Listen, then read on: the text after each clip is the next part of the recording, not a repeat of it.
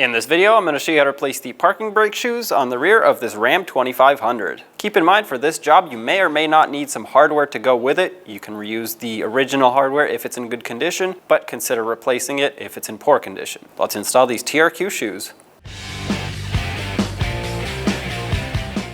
The original wheels are no longer on this truck, so I have to do a little bit of a different setup here to remove the wheel. I have a center cap that has to come off and then a different size for the lug nuts. However, whatever you have for lug nuts holding the wheel on, remove them all.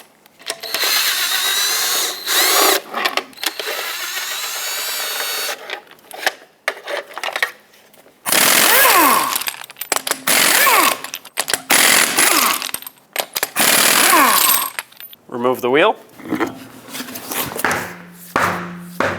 Now use a 21mm socket, remove the two bolts that hold the caliper and bracket onto the rear axle.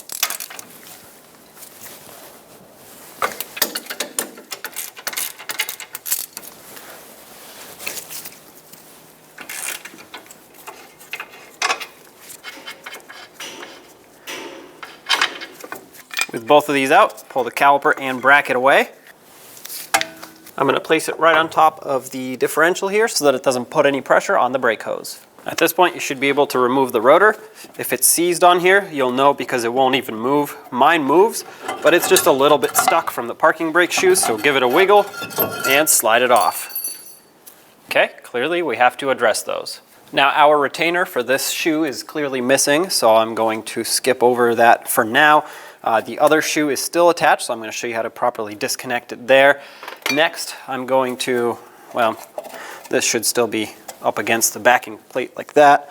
I'm going to remove the adjuster, de-adjust it if necessary. If not, you should be able to just expand these shoes.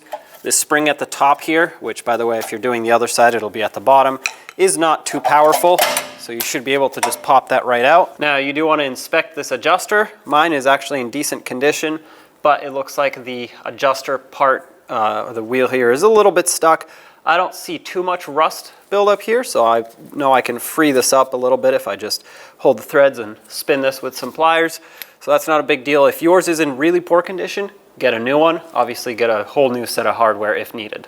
Next is going to be this top spring, which automatically popped out because my shoe is not attached. Yours should be still hooked on here, so just unhook it. At this point, this spring here should not have any tension on it. So just work it back and forth, or you can just leave it into this shoe here if you want and remove it later. I'm going to try and get it out of here just so we can make some space. There we go. To get the retainers out for the shoes, what I like to do is take a pry bar and a hammer and just tap them down. The locking spring on it will just pop out.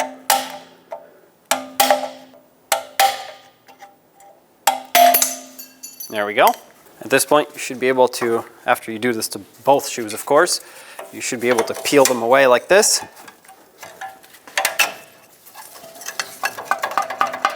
This one's a little bit stuck at the bottom there.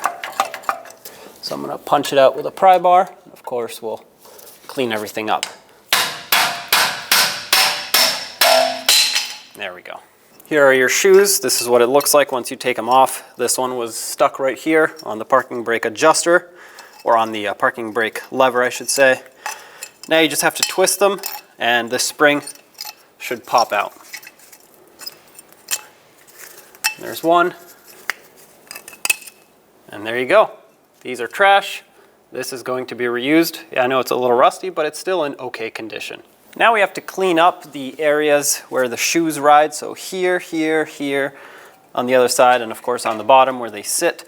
This is so that we can create a nice flat surface for them to sit on and pivot on. Of course, we're going to grease these areas up a little bit so that we avoid any squeaking and rust build up in the future. And you definitely want to make sure that the surface is in good condition. Sometimes these rot away, especially if you live in an area where rust is a big factor.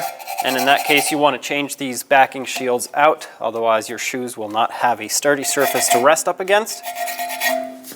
So clean all of this up with a wire brush. It doesn't have to be perfect. You just have to clean up the surface rust here.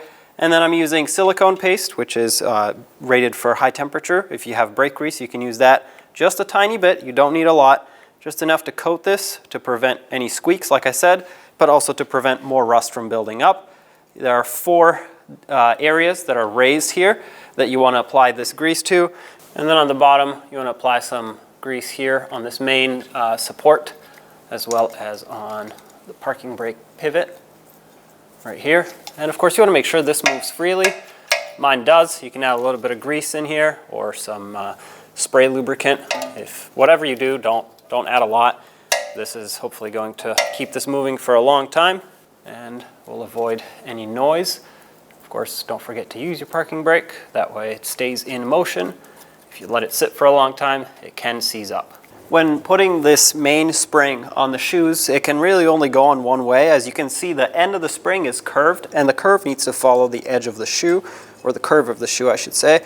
So swoop it in like this, kind of hook it in and behind it, and you'll have to wiggle it a little bit until you're able to put it in all the way. Make sure it's nice and flush. On the back side, this is what it should look like. As you can see, it follows the curvature of the shoe, and the other shoe needs to be the same exact way on this side. There we go. To put these in, unfortunately, you do have to kind of fight them a little bit because they go in with the spring on, just like we took them off. So what I like to do is put one side on first, and once one side is seated, you can use both hands to pull on the other side and get that side seated. Watch your fingers, obviously.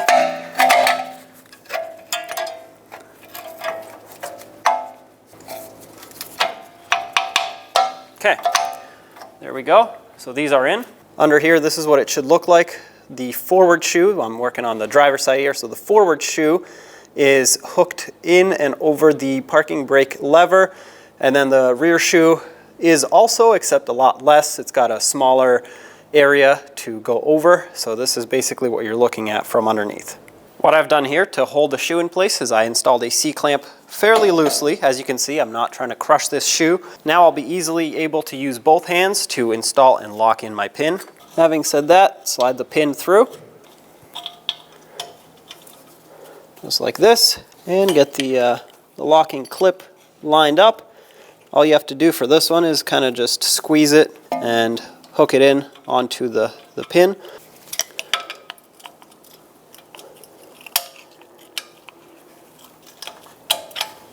Okay, there we go. Got that hooked in. I pushed in with the pry bar, pulled up with my finger while holding the pin from the back side. So at this point, if I release my C-clamp, which should just slide right out, like I said, it was never very tight, that's installed, it's secured. So let's do the same on the other side.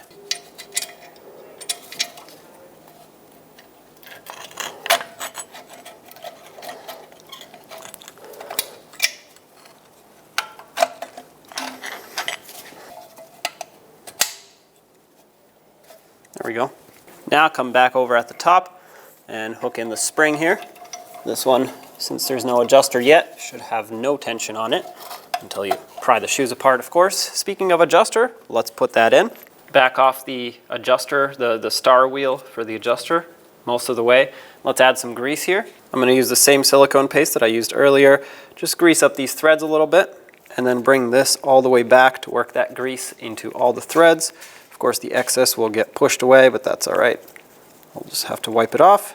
Add a little bit more grease onto the ends of the threads. That's way too much, so I'm going to wipe some of that off. Add a little bit of grease to the contact points of the adjuster as well, where it hits up against the shoes. And now, stick it back in here.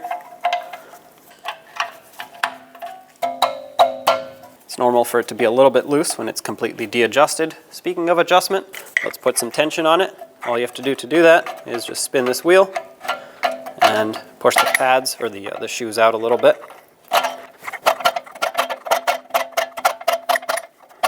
Not a lot. These are new shoes, so they should be very thick compared to the old ones.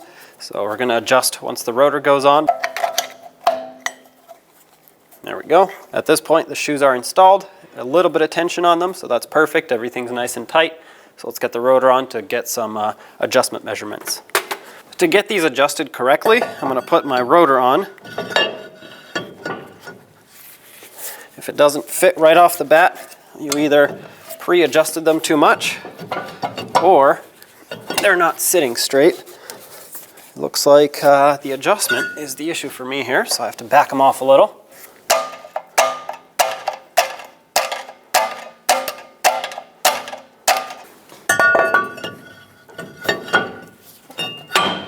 Okay, so rotor fits over. I hear them touching just a little bit. However, what I want to do now is engage the parking brake. Make sure the rotor is set all the way, so if you have to put a lug nut on, do that, or have someone else help you out. Basically, you want to engage the parking brake or pull on the cable so that you can expand the shoes. That'll seat them into their correct position. You can also just grab the parking brake cable if you can reach it. I can just barely hear them touch. That's a little too much for my liking for parking brake shoes. These are not drum brakes. They're not supposed to have any drag on them. So I'm actually going to back this off just one turn, and that should be good. Now, they can't be too far away, otherwise your parking brake lever will have a lot of travel in it. That's what you're trying to avoid here by adjusting them. However, they do need to be close.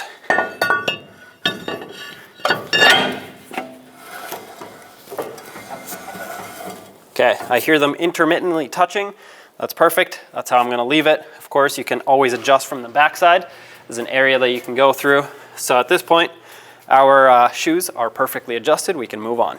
Let's clean up the hub surface on this hub where the rotor mounts so that we can get a nice clean area for the rotor to mount on. If yours is in this poor of condition, which isn't actually all that bad, you could probably just get away with a wire brush. I'm going to use a wire wheel on a drill and just clean everything up. If yours is in even worse condition, consider sanding this. And if it's in great condition, then just rinse it down with some brake parts cleaner.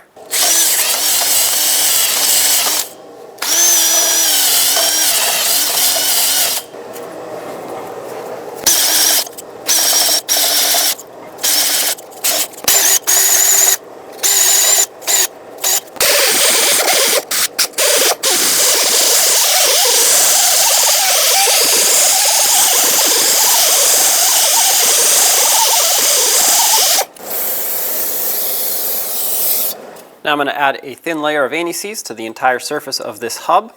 That way it doesn't rust in the future and also the rotor doesn't seize up.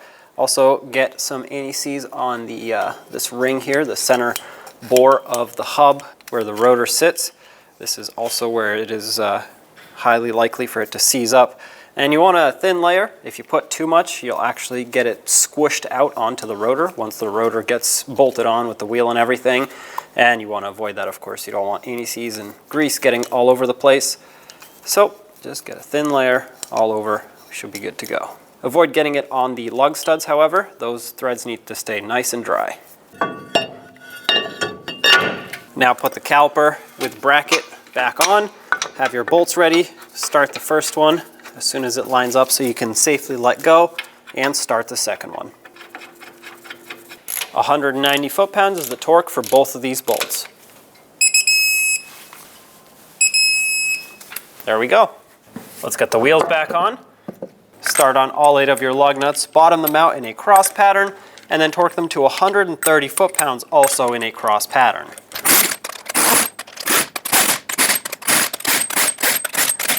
$130 in a cross pattern, here we go.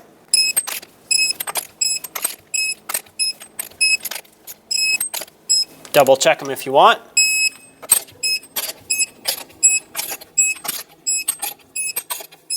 In my case, I have to put back the center cap.